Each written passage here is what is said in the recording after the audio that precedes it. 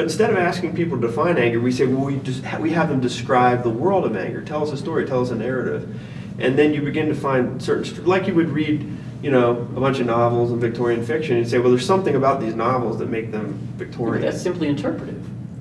That is, that you could do that kind of, I mean, English professors do that kind of interpreting all the time, but they don't say, I'm doing phenomenological method. They say, I've read, you know, all these different pieces of Victorian literature, and here are some common threads I see across this. And then another English professor might come along and say, yes, I agree with you, or no, you're full of it. Right. But they also don't, I mean, but their ends are different. They're doing literature in English, and we're doing psychology. So they don't presume that they're getting at truth. Because it's fiction. I guess maybe sometimes they do, but, well, yeah, which is why maybe they fight with each other. I don't know. I mean, I've met some English professors who get very passionate that, you know, their interpretations are the right ones in a final kind of way. But it seems to me that whether it be traditional research or phenomenological research,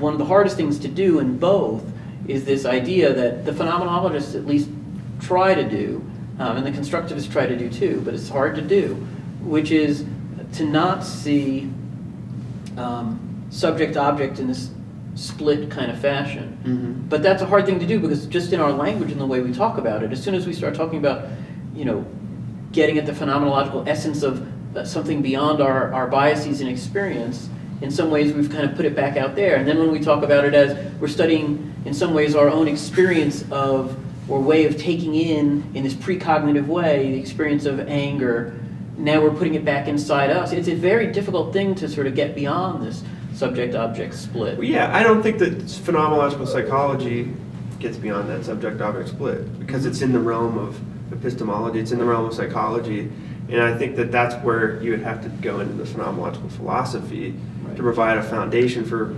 phenomenology that may be arguably, and they're still debating about this in know continental philosophy, and there's so it may be my naivete, but is there something wrong with, I mean, the idea that, you know, English professors don't feel compelled to say that the interpreting that they do is scientific in some kind of, I don't know, like it was, when you talk about it in the way it's, that scientific knowledge is somehow superior to knowledge derived in other ways. Yeah, this is what I remember last time. I would say that what makes phenomenology science, a human science, is that it's in the service of a theory, building theory.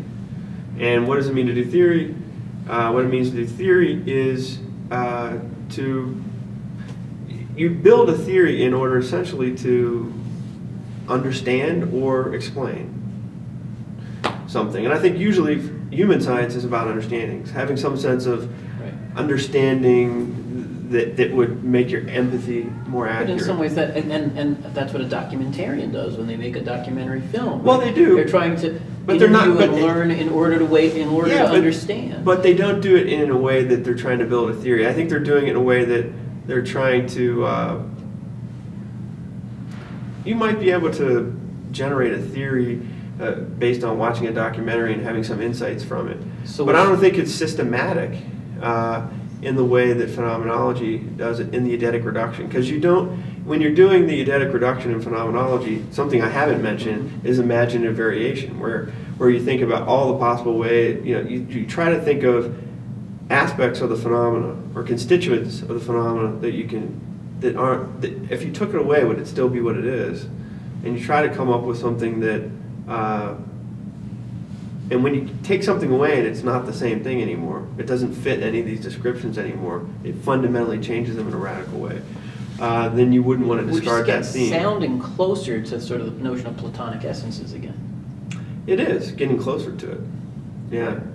Again, but what's different than Platonic essences is that it's seen as a attempt to get at something that isn't always already understanding of how we're operating in the world, and not something it's not a top-down kind of thing. It's not like there's these essences and they're determining the world. It's like there's this world and our relationship to it, and these meanings tend to come out this way because of the way we're structured.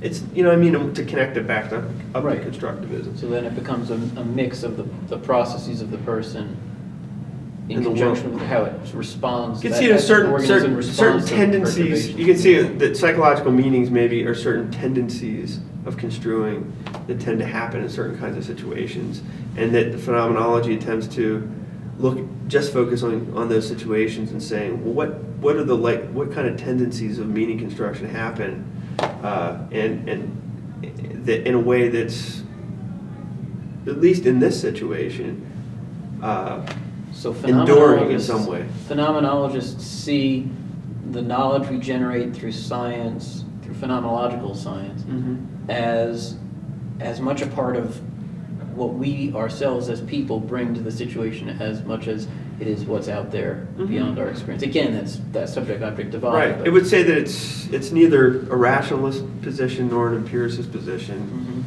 It's really a kind of third way between those.